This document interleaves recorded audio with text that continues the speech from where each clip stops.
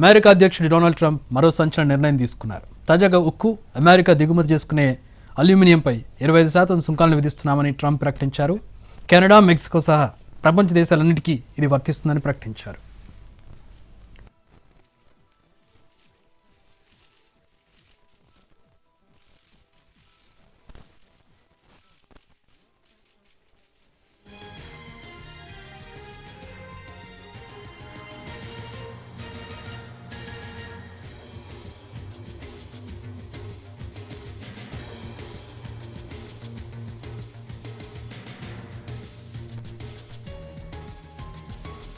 నాణ్యాలను ముద్రించడం నిలిపేయాలని Trump ఆర్థిక శాఖను ఆదేశించారు.